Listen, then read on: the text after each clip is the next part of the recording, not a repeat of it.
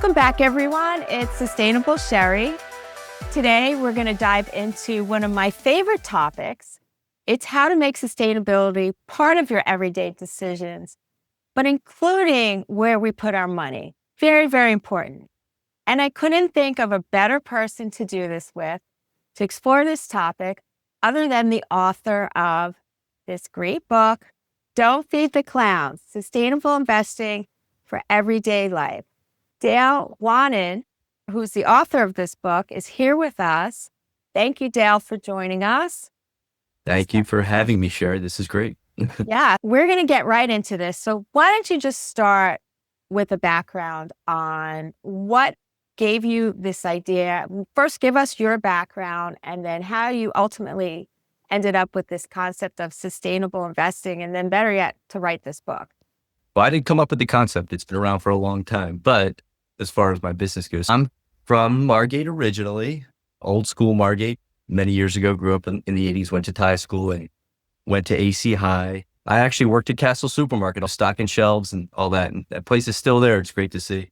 And then I went to Rowan, what used to be Rowan College, Rowan University. And long story short is I moved to California, and 20 years later, I'm back. But the point is, I didn't come up with sustainable investing. It's been around for a lot longer than I have. But I just felt like as I entered the investment world, I really wanted to have some kind of purpose. And I was a kid. I was in my 20s. And I found out about this. And I was like, this is the way I'm going to go. The rest is history. So this kind of just spoke to you. Like you said, it's been around, and then you got into the investment world. And then I think at some point you told me your clients also started asking about this as well. Yeah, definitely clients. But I think before that, it was more personal for me. In fact, I was living in San Francisco. I was working for a bank. UBS is the name of the firm. And somebody came and gave a presentation on sustainable investing. And I was actually ready to get out of the business. I was like, this is crazy. There's no purpose. You're just selling municipal bonds and fossil fuel businesses or whatever, stocks. And this person gave a discussion about like, you could be more ethical and socially responsible with your investing. And I was sitting with my suit and tie. I was 20 some years old. And I was like, this is how it's going to be. So I literally was about to quit that job. And once they showed up, I started learning about it. And this is in the early 2000s, like 2003. So 20 some years ago. And then I learned a lot about it. And before I knew it, I was like, this is a great model, because clients were coming to me. They were kind of already sold. They were like, oh, you know a lot about this. So when you say, did clients come to you? It was more about me staying in the business. And then what I found out was there's really cool people who were like, I don't want to own XYZ. And I heard you do this. So it was a win-win for both sides. Right. So you're saying you were in the investment world, but there are, I guess, parts of it that you didn't like, but then the whole idea of being educated with your investments and the sustainable investing so clients could put their money where they wanted to. I guess what inspired you is just the same thing. You wanted to make sure your clients were educated and their money was going where it should go. Yeah. Right? Yeah. With any business, whether you're in real estate or HVAC or whatever it is, you have to educate your clients, right? They want to know before they sign any dotted lines and commit to a contract. It's all about education. And if you have a way to educate that doesn't go over the heads of people, which I've seen in a lot of industries, then I think it's a good way to go. And I didn't just get in this business and it was like, oh, this is great. I went through the ringer, like, not to get like old man Dale here, but I worked coming out of college. I got an economics degree, whoop-de-doo. I started working for an insurance company. And it's, in fact, the book, we'll talk about the book maybe later, but Don't Feed the Clowns has a lot to do with what I went through. Like, I worked for an insurance company and I saw the nasty things.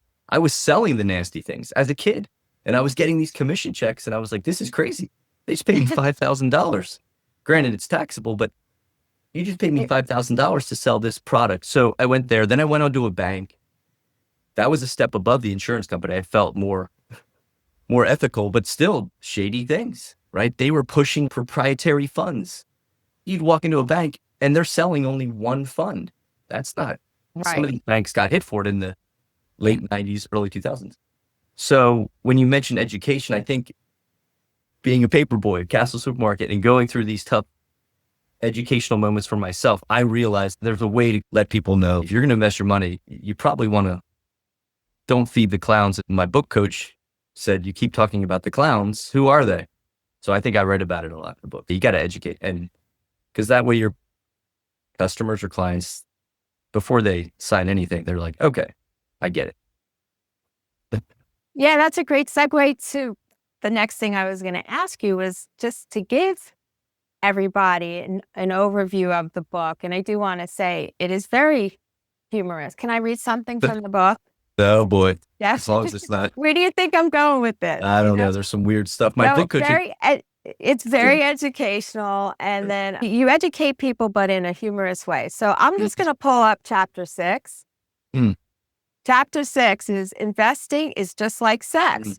Just going to read the first paragraph. This is very funny. Ever listen to the daily market news to hear words like straddle and spreads and positions and swing trading? And well, it just can have a lot to do with how risque we are when it comes to sex. But then tell us about your book and why you decided to bring in that analogy of being risque with this Don't Feed the Clowns book in investing. Yeah, that's the worst part of the book that you could have brought up, Sherri. And I'm kidding. When you're writing a book, you have moments of this is boring. Like this needs to be, just like a podcast, anything. You can't just talk about black and white stuff. And so I don't want to harp on this, but the book coach is like, are you sure you want to put this in there? I was like, who cares? It'll make it more interesting. So I hope people know that's a tiny section in the book that I just leave it in. It makes it interesting reading when you're reading a book about investing. So thank you for that. Yeah. And it has everything to do with investing in a really odd way, which is, I have a lot of clients and I don't know anything about their love life, by the way, but I do know that some of them are like, okay, gold's down 5% today, even though gold's had an incredible run. Well, I know that most clients are okay with that, but I do know some clients are getting worried. Or you see the vice versa, a company like NVIDIA that a lot of my clients own, and it's just through the roof. I mean, there's a reason that real estate's gone up, whether it's in the shores of New Jersey or the Bay Area of California. And it's not because people are working hard. A lot of it has to do with the fact that some of these tech companies have gotten so out of control, or back to your analogy, like some people can handle that, whereas other people are like, let's get out or sell half the position, because of the fact that regardless of the performance of anything, they need to handle it mentally, be able to handle the ups and downs of the market. And it's getting wild out there right now. This whole world is wild. I mean, let's be real, right? And so with that, the whole investment world is kind of crazy. It used to be that there were very predictable cycles with business and even the real estate market. And I'm in real estate. That's my primary profession. And people was like, what's going to happen with the market? I can't even predict anymore. It's just a little bit crazy. I'm sure you see that too, right? Yeah, I see things that it's called like inverse. Things used to be inverse, where gold would go up, the stock market would be down. Or if stocks pulled back, gold would go up. Or real estate was always a hedge that I bought. I buy REITs, like publicly traded REITs in client accounts. Those are always hedges to sort of weather the ups and downs. And what's odd right now is everything's up. And I don't talk performance or anything like that, and every client's different. But the hard thing about right now, and probably with real estate too, is just everything's sort of moving. International stocks are just on a tear. And it's just like, well, wait, weren't they supposed to be like inverse as opposed to just all moving up together? So yeah. Definitely makes it hard to predict anyway. But so with the term sustainable investing, I think there's a lot of misconceptions, like concerns about returns or just about the whole marketing term in general. Like, what are the myths that you hear most often about sustainable investing, and how do you personally address them? Well, it's funny, this just came to mind, but it's changed names quite a bit over the past 10 or 20 years. When I first started, it was called socially responsible investing. And some people you'll still hear say that, but it has so much more to do with just social issues. So now it's called sustainable and responsible investing. And just so people know, you'll hear impact or ethical and green, and it's just sort of hodgepodge. But as far as myths, performance is always, if I give a talk, sometimes there's always somebody in the crowd that says, well, wait, it doesn't perform as well. And that's definitely a myth. I'm not really allowed to talk performance on these kind of podcasts, but I will say that my clients have performed just as well as the markets have, in some cases better, because people think that sustainable investing is like, oh, well, you're screening everything out. Well, that's not true at all. You're actually finding companies or industries that are doing a better job of integrating sustainable issues. It could be like water usage at a tech firm. Like which companies, Yeah. because they use a lot of water. It could be how many women sit in executive positions or on the board. Does this company have 0%? That might be a problem because it's not representative of who their customers are. And so sustainable investing, as far as performance is the number one myth, it's a passing fad. That's definitely like, oh, that's going to come and go. Clearly, we're going through a pretty bad winter right now. I saw on CNBC this morning, one of the analysts was just like, climate change is a hoax. He doesn't understand that. And I don't want to get into, I'm not like tree hugging, crazy hippie from California, but it's a passing fad. It's been around for a really long time. It really started in the 80s with the apartheid in Africa, just making sure your investments weren't involved in some of these companies that were doing really bad stuff. But in my mind, it's not a passing fad. It's what I do. And clients continue to come to me because of the fact they're like, I just can't stand not knowing what I own inside the position. No, it's what we've talked about, you and I. It's aligning your investing with your values, which is really what it's about. And that's why you said it started in the 80s, not just about sustainability. It's about, like you said, the apartheid and how these companies make their money. Yeah. And do they do the right thing, which is important to a lot of people. You don't want to be funding something that you don't stand behind. I don't think you even really mentioned what you do, that you are a financial planner and you do help people invest their money. And I'm an investment advisor, but yeah. Oh, sorry. Two different. Yeah, our world gets very convoluted. There's certain things because there are financial planners, but okay. I'm a portfolio manager though. Portfolio manager. Yeah, I like the go. way that sounds too. Yeah. So my listeners look for practical advice that they can implement, usually simple things. So what 3 simple everyday steps can someone start to align their money with their values, even if they're not a financial expert?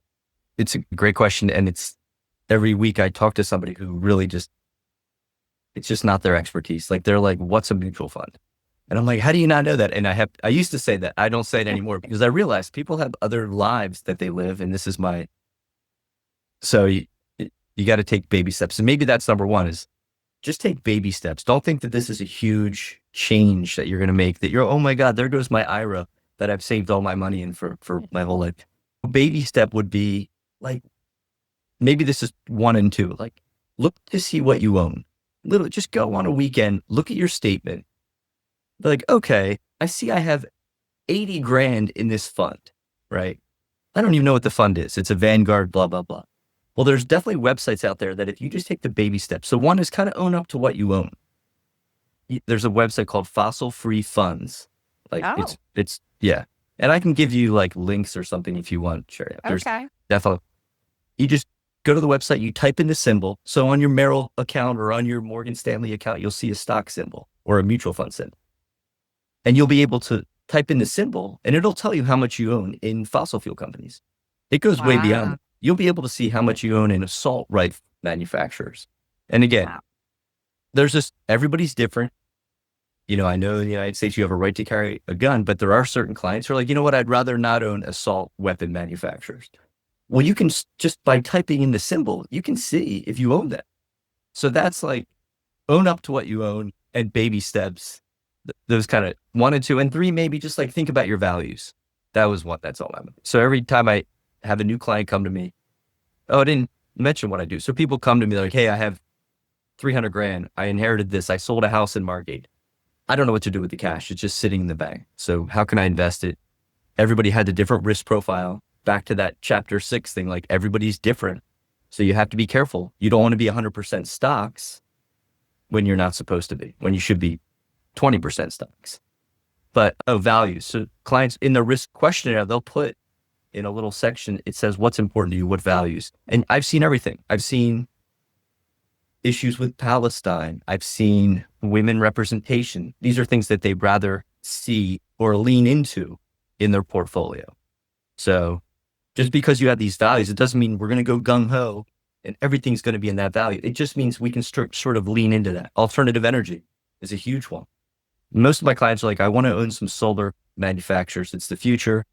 I mean, I have all these charts. You can see that as much as people think oil and gas is where it's at, if you look at the growth trajectory of solar, especially, I mean, nuclear energy is now making its way because of the tech boom with the AI boom coming, but it's night and day as far as the growth rate of alternative energy. So I have clients who are like, oh, how do I buy that? Or Dale, can you do it for me? And you can buy TAN, TAN. It buys the largest solar manufacturers. And these are the way people kind of come in. So that was long-winded. I'm part Italian, so we talk a lot. No, it was great because I was going to ask you, obviously you do sit down with your clients and you do find out what's important to them and their values so that you can come up with a strategy of investments or a portfolio, because you're a portfolio manager, right? There you go. That's right. You got it. Portfolio that they're comfortable with and they feel Yep. good about. So that's good to know. So, yeah, I have some clients, Sherri, sorry to interrupt you. They'll say, hey, I want to put 10% of my million in solar companies. Well, that's a conversation because I have to let them know that, well, we can do that, but I wouldn't suggest it only because of the fact that it's volatile. As much as you care about it, why don't we start with 2% of the million? We'll go into a couple ETFs. These are exchange traded funds that buy the individual solar companies. And yeah, to your point, everybody's different. So back to that chapter 6. Sorry, I'll stop referencing that because some people you have to kind of say easy. Like we have to kind of first. Yeah. Well, you sit and not only understand their values, you understand their risk tolerance, and Absolutely. that's also important. And where they are in their life too. Are they looking to retire, or are they just young in their career and they're going to be making money the next 30 years? Yeah, all those things are important, but Fiduciary. obviously, If you're a fiduciary like I am, you have to. It's required of us. In fact, always ask your advisor, do you have fiduciary duty? Because you'd be surprised. I know that word, it meant nothing to me 10 years ago. Good question. But it means that some places don't, and you'll catch them. They and don't? I'm not going to. Yeah. And you know what that means is they do not have to act to the benefit of their clients. Like what? That's unheard of. I think Obama was a big believer, like as an independent advisor, I use Charles Schwab as my custodian, but I'm independent. We have to adhere to the fiduciary standard. But some of these cats, and they're around here, just because that doesn't make sense. Like, how can you do stuff on behalf of your clients that doesn't benefit them? Like, it benefits the manager side. Another podcast. No, that's a good question. That's something our listeners need to know about is ask if they have fiduciary responsibility to their client. Absolutely. That is big because I know that from real estate. That's what we have as agents. Big. Yeah. So I have just one more question and then going to get your final thoughts. But so what trends are you seeing emerging in the sustainable and responsible investing areas that you're most excited about looking into the future? And again, I just had this whole talk about we can't predict the future. Now I'm asking you to do that. But well, AI is going to do it for us, by the way. Yeah. That's a whole nother discussion, but it's very interesting what's happening. It's coming, whether your colleagues know it or not, it's coming. So yes. And I have many family members who are involved in My daughter works for Amazon Web Services. I don't know if I should be saying that, but we sit around the dinner table, and then my other son's in computer science. And so we have very interesting discussions about tech and where it's going. But I want to hear your point of view on it. Yeah. But so what's exciting? Well, AI is interesting. It's away from AI. That's like a whole nother podcast. So there's a few things, like, first of all, the universe is opening up as far as like when I started, there was like a dozen funds. Literally, I was buying Calvert and maybe one under. I don't even buy Calvert funds anymore. But so what's great is the universe of what clients can buy has opened up to thousands of funds. If you say, I want to own better women representation in a fund, you could buy a fund that does that. So I think the ability for investors to find things that they're interested in is open. I don't think we even talked about this. There is a chapter in the book, Impact Investing. That gets thrown around a lot, but if you've been in the business, impact is growing in popularity. And what that is I'll just use a client example. Somebody comes to me and says, hey, I I have to have 50% in fixed income in my account because I'm nervous in the market. Okay. But I want to be more impact. Well, there's a handful of ways to do that where you're actually investing, getting a return. It might be 3 or 4% fixed. Don't quote me on that because it depends on what's being offered. But there's impact notes that are through an organization. I'll give you the one that I use is Calvert Impact. Just look up Calvert Impact Notes. And my clients are finding them more and more interesting because they go to their Schwab account and they see one of their asset classes is community investing. And a Calvert Impact Note is paying 3% a year. But those notes are being directed to, it could be solar projects. It could be communities in need. And so it's kind of cool to see there's a little bit of a movement away from publicly traded stocks into things like impact investing. So that's cool. And the last thing, as far as what's interesting, is just the shift of generations. I don't think my father, who's an old Navy veteran, he's passed away, but I don't think he was really interested in sustainable investing. But when I see these clients who are coming to me in their 50s and 60s, it's the first thing they look for. So isn't that odd? I mean, I'm not quite there, but I'm close. They're already coming to me. It was like a generational shift. Maybe they went through the 60s, they became professionals, and now they're like, I want to be more value aligned. And so it's kind of, I can only imagine in 20 years when my kids are grown up, like it's just going to be a given. So I think it's kind of interesting to see that there is this shift. And that's why all the big dogs are getting involved in it. They don't want to lose the clients that are now going to be 30 and 40 and 50 because they realize that the younger generation is clearly moving in that direction. Yeah, you're totally right, because this is what the consumer's asking for, right? That this is important to them. I took a class in corporate governance, and we talked a lot about that, especially with social media now. If a company makes a bad decision, Yep. everybody knows about it. It is all over. Look at Volkswagen. But isn't it amazing what happened with them? Like, what was that a few years ago? Like the stock just tanked. It almost went out of business. And because of the fact that they lied about the emission thing, which I know they've corrected, and Volkswagen was considered really a great ESG ethical company. And then Sure. literally the bottom. With great safety features on. Yeah. Everyone was buying a Volkswagen. So they're climbing their way back, but they must be, as a big corporation like that, just to turn that around, the bad publicity and having to pay all these major fines and stuff. It's, to your point, which is great, is it all folds into sustainable investing. If a company's acting in the best interest with ESG, they maybe won't face those kind of things. Yeah, and that's the thing people in the boardroom need to understand. If they're just so focused about profits, but not about the right things, it's going to come back to them. Like I said, because it comes out and then it's all over the place. You can't hide it. You can't control the media because the media is everybody with social media. So you have to do the right thing. And we did case study after case study on bad decisions and how to not make those bad decisions. Yeah. So just final thoughts. Is there anything you want to share with the listeners who are inspired to make more responsible and sustainable financial choices, or just basically what kind of advice you could give them? You know, I don't know why I keep saying baby steps. Like, don't think it's a big deal to slowly move away from that Vanguard fund into something like DSI. The DSI 400 basically takes 100 of the worst companies in the S&P 500 and just takes them out. So now you own 400 companies instead of 500. So when I say it's just a baby step into don't feel like it's, oh no, everything's going to shift and change and I'm not going to get the returns and blah, blah, like you can find that. And not to like put people in a corner, but just think about your kids and your grandkids. This is kind of wishy-washy, but I think about this sometimes. That grandkid one day may inherit those funds that you owned in a trust or whatever it is. And they're like, wait a second, why did Mama and Papa hold, I don't know, Philip Morris or Altria Group, which is a tobacco company? Like, right. I thought they were probably doing all this philanthropic work. But then when anybody asks you a question or sees what you own, just be conscious of the fact that you may be able to sell that one fund and shift away from things. Baby steps. Well, you're basically saying your investment should be a reflection about your beliefs and values and who you are as a person and the legacy you want to leave behind.